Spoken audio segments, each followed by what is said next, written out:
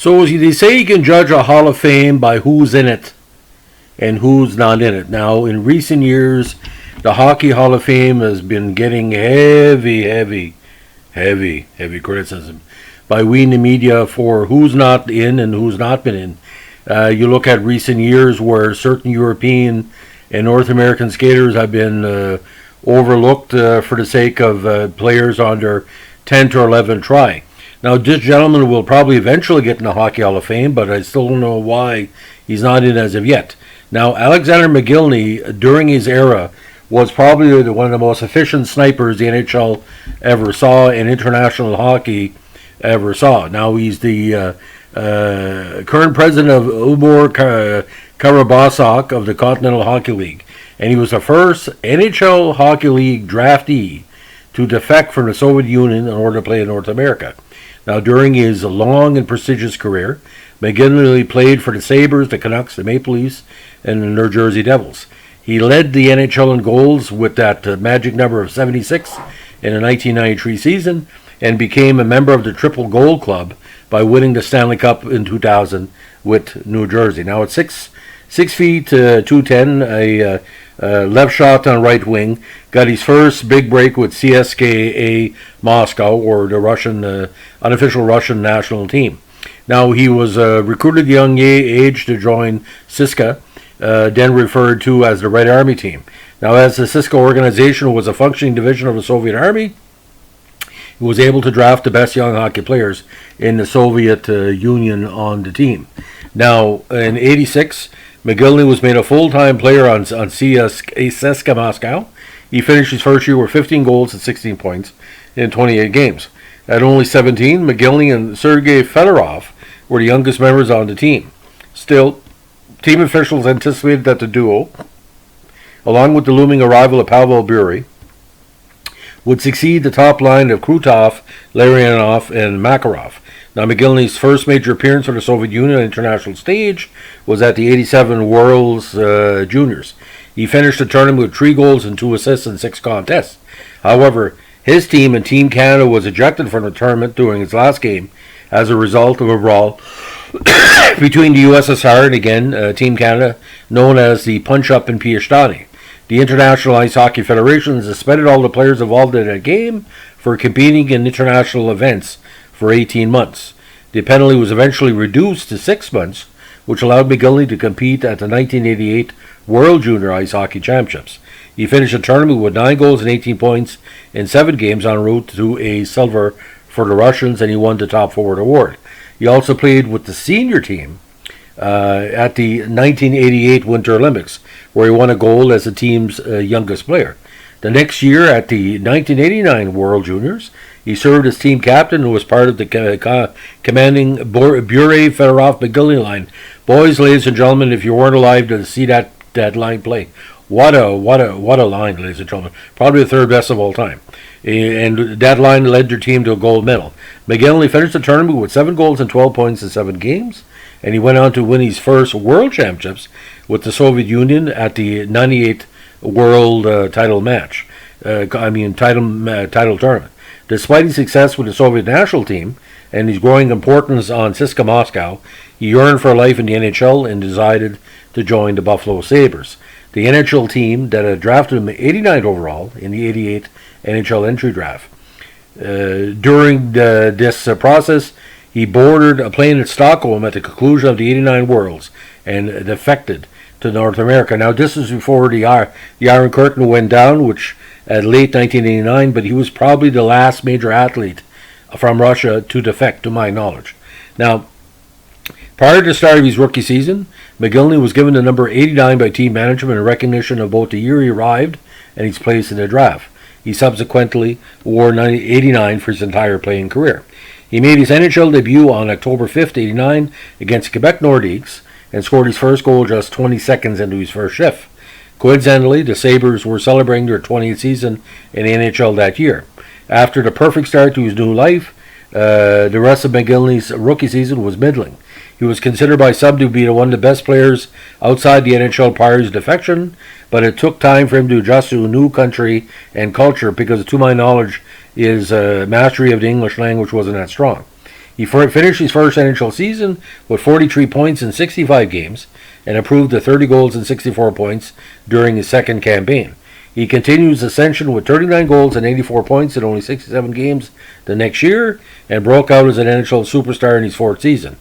On December 21st, 91, in the game against the Leafs, Mogilny scored 5 seconds in the game to tie the NHL record for fastest goal scored to start a contest. In the 92 season, the Buffalo Sabres acquired future captain Pat LaFontaine for the Islanders, and he developed an instant chemistry on the ice with Mogilny, and the two players elevated their games to new heights by maximizing their noted speed and skill. The 1993 season was a banner year for Mogilny, as he scored 76 goals and 127 points in 77 games. His 76 goals tied Finnish rookie Timo Salani for the NHL goal-scoring lead that year, which was the fifth highest season goal total in NHL history, and the first time a European player led the NHL in goals, or tied, as we say. Mogilny's 76 goals and 127 points set the highest season totals ever for a Russian NHL player, a record which held until Nikita Kucherov scored 128 points in the 2019 season, and the highest goal totals in the Sabres franchise history. Now, he scored his 50th goal in his 46th game that year, but it did not count as an official 50 goals in 50 games record, as it occurred during the team's 53rd game. Mogilny finished the season with 7 hat-tricks, including 3 in 4 games, 2 4-goal games, and a stretch where he scored 23 times in 13 contests. In the 93 playoffs, he played a critical role for the Sabres in the first round with 6 goals in 4 games, which helped his team sweep the Bruins in the first round. Now, Buffalo was Stanley Cup contenders that year, played Montreal in the second round, but unfortunately, Mogilny broke his leg during collision in Game 3 in Buffalo with Montreal up 2-0 and was unable to return for the rest of the series. Without their superstar sniper, the Sabres were swept in 4 games. Now, it was the second time in back-to-back years that Mogilny had broken his leg. The first time was during the 92 playoffs. The multiple broken leg injuries in such a short time would limit the potential of his talent before Mogilny reached his prime. The second leg injury would also delay his start to 93-94. He eventually served as the Sabres captain for a period that year, being the first Russian captain in NHL history, and finished the season with 79 points in 66 games. Now, due to financial restraints brought about by the demands of LaFontaine and Dominic Hasek, the Sabres were forced to trade Mogilny, along with a fifth-round draft pick, Todd Norman, to the Vancouver Canucks in exchange for Michael Pekka, Mike Wilson, and a first-round draft pick on July 8, 1995.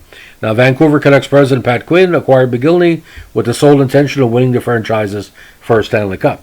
The team had just been swept in round 2 of the 95 playoffs by the Blackhawks, and Quinn gave up 3 important pieces of his squad to acquire one of the league's best talents. The motive was to pair Mogilny with Pavel Bure and form a dominant scoring line. Again, as the two had played together at CSKA Moscow and had a well-established chemistry on the ice. Bure, however, would miss almost the entire first season, together with a torn ACL, so Mogilny played primarily with Cliff Ronning and the talented Martin Gelinas. He had an astounding first year, leading the team with 55 goals, 107 points, and was third in the league in counters. Mogilny followed that with 9 points in six games in his first playoff series for Vancouver, but unfortunately they lost in that first round to the eventually Stanley Cup champions, the Colorado Avalanche, who were led by the great Joe Sakic, Peter Forsberg, and Patrick Roy. Mogilny would then lead the Canucks in scoring again in his second year with 73 points, but it would mark the end of his success in Vancouver. In the subsequent years, the sort of injuries and inconsistency dropped his production to 128 points in 157 games over the next 3 seasons, and the Canucks missed the playoffs each year. He was also unable to find the expected on-ice success with Bure, as both players preferred to play on their off wing.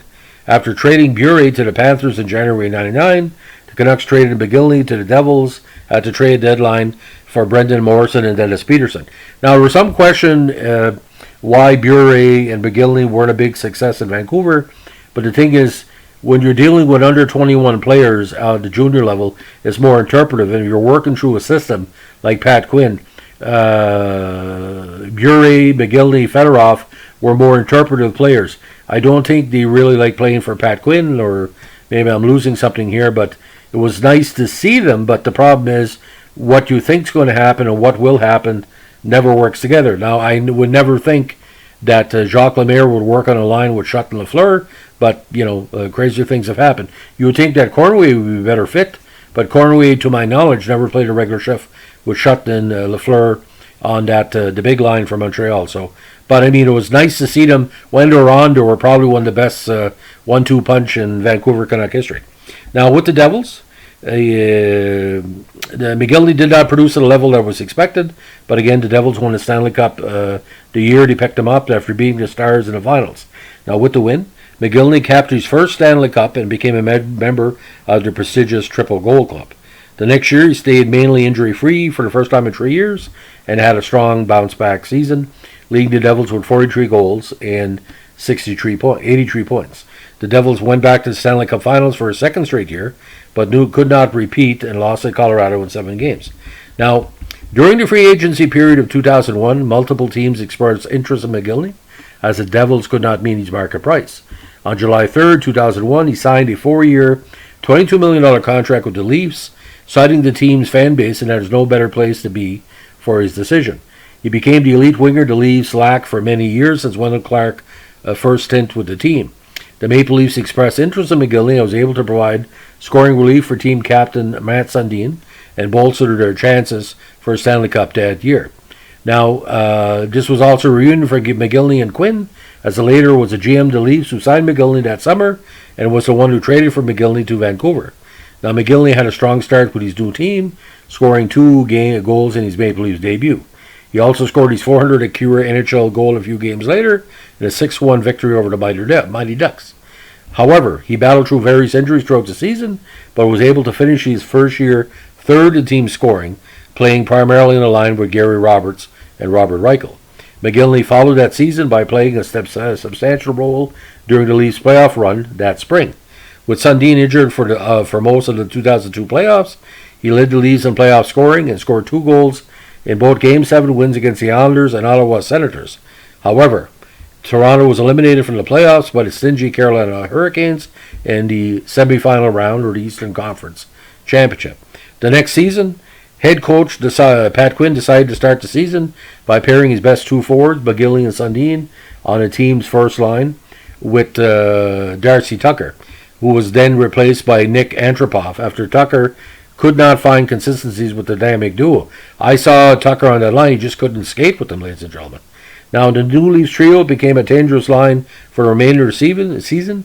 Mogilny and Sundin had good chemistry playing together, particularly on the power play, and both players finished with 70-plus point seasons. Mogilny led the team with 79 points, 3 shot goals, 9 game-winning goals, and 2 hat-tricks that year.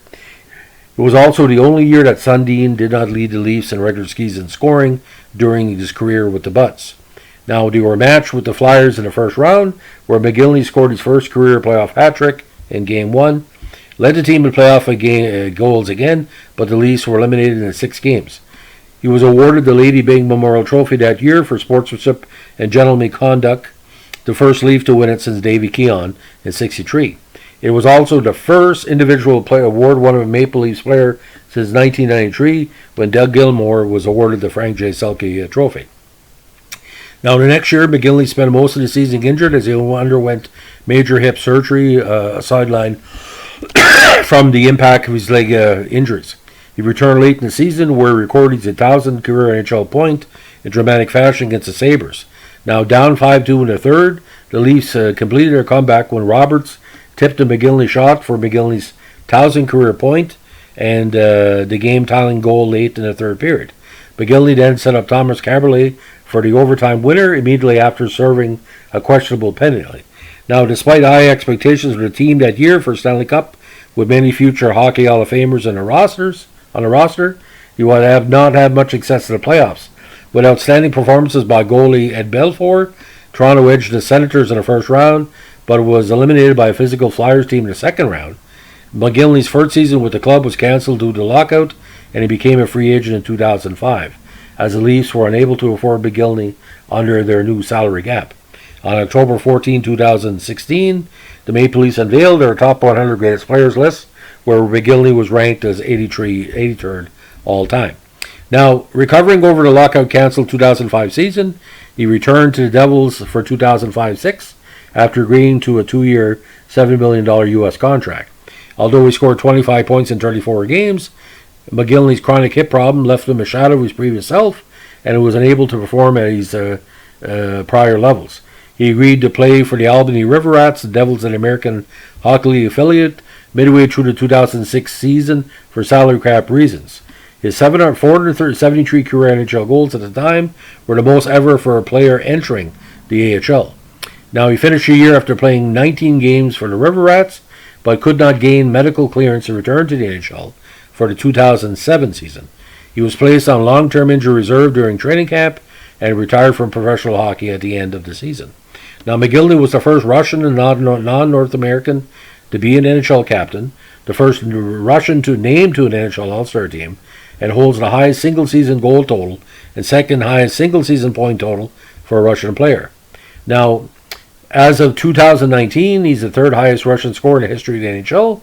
Mogilny was also the second Russian player to reach 1,000 points in the AHL, hitting the milestone just a few days after Sergei Fedorov. His 93 tie with Selanne of Finland made him the first non-Americans ever to lead the NHL in goal scoring. Now, Mogilny returned to Russia upon retirement and began consulting for his hometown team, Amur, in the KHL.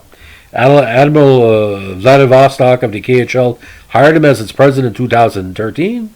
After 2 seasons with that club, he returned to Amur to become its president and still holds that title. Now, at the 88 Winter Olympics, again, he made his senior debut for the national team as an 18-year-old. He played with the Soviet Union team that won the gold medal. In the 96 World Cup of Hockey, Russia played 5 preliminary games in order to set the groupings for the main tournament. Russia was the only team that won undefeated and tied against Canada, with the wins against Finland, Germany, Sweden, and the States. The States, Sweden, and Finland games saw the pairing line of Bure, Fedorov, Mogilny for the first and only time internationally at the senior level, and was considered perhaps the best forward line on earth at the time. Mogilny and Fedorov played in the same line and both led the team in scoring, but they lost in the semis against the States after defeating Finland in the quarterfinals. Now, former Toronto Maple Leafs captain Matt Sundin once called Mogilny the best player he's ever played with. The two were teammates again with Mogilny's tenure with the Leafs. The late 2-time Jack Adams Award winner Pat Quinn also called him the most talented player that he's ever coached. Now, Fedorov also said Alex was the key player because he was faster than all of us. He was a machine. He was built like a machine. Plus of all, on top of all the crazy skill he had, he's better than all of us. He's amazing. Now, New Jersey Devils president Lou Lamoriello once said of Mogilny, if there's any one player capable of breaking game open at any given time, he certainly is that. His skating is exceptional. His shot is exceptional. Now, awards and achievements. Again, they're quite long, so let's bear with me. NHL All-Star 92, 93, 94, 96, 2001, 2003, but injured, could not play. NHL Second All-Star Team 93, 96. Stanley Cup Champion 2000. Again, the goal-scoring title with Selanne in 93. Lady Byng winner 2003. Most game-winning goals in a season 11. Buffalo Sabres Hall of Fame January 1st, 2011 induction. World Junior Championships All-Star Team 88. World Junior Championships Best Forward, 88. Member of the Triple Gold Club, which is Olympics, World Championships, and Stanley Cup, June 10, 2000. Inducted in the Greater Buffalo Sports Hall of Fame in 2016. And the 83rd greatest Maple Leaf all-time in that listing a few years ago. Now, on the world level, again, gold at the Olympics in 88.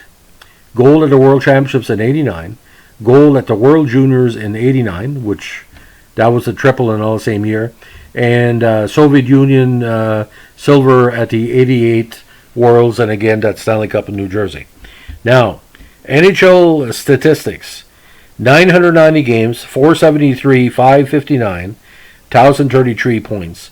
USR, CSKA Moscow, 58 points in 98 games. NHL playoff totals, 86 points in 124 games, including 39 goals. Again, on the international level, 87 disqualification, 86 at the European Championships for juniors, fourth. Gold for at the Olympics in 88, World Juniors in 89, and the World Championships in 89, and again the World Cup of Hockey semifinals. Best results for him was 89 World Junior, where he got silver, 18 points in 7 games. So at the junior level, 40 points in 25 games at the Worlds. Senior level, 14 points in 21 games at, again, the World Cup. Never played, ladies and gentlemen, the Canada Cup, by the way, which is kind of a head-scratcher, but, injury relevant. Now, like I said before, why isn't Mogilny in the Hockey Hall of Fame? Good question. If you track down Lanny McDonald this weekend, wherever he is, I think he's not in there because, first of all, maybe he felt his injuries kind of limited what he could have been. Could have easily scored 600-700 goals were it not for the injuries. But him not being in the Hall of Fame is a head-scratcher because what else did he have to do? Again, World Junior gold, World Championship gold, Olympic gold, Stanley Cup winner, all kind of NHL awards and recognition. I really don't know. It's a head-scratcher. But if anybody out there has influence on reminding the Hockey Hall of Fame members that this guy needs to be in there, please let them know. Because to not have Alexander Mogilny, there's some people who were inducted in the Hockey Hall of Fame in the last 4 or 5 years. Not to say they don't belong there, but Mogilny should have been before then. Nanamansky made it, all the blessings to him, but Mogilny should have went in before Nanamansky. Holland as well, Guy Carbonneau. Because Guy Carbonneau, as good he was, didn't change the game, ladies and gentlemen. He was just playing the same defensive style that Montreal Canadiens players have played for a while. In the 1990s, who was a top 8 player? Alexander Mogilny. Everybody else that was top 8 in that decade has pretty well made it, and he's not there. So, pretty strange. Give us a like, comment, or subscribe, and give us your opinion why you think Mogilny's not in the Hockey Hall of Fame. I'd like to hear from that. Maybe you don't want to put in a Russian? Who knows? Because you put in Tretiak, but, maybe some of those executives of Hockey Hall of Fame, maybe scored too many good goals on them and he made him look foolish. Who knows? Anyway, thanks for listening. Bye.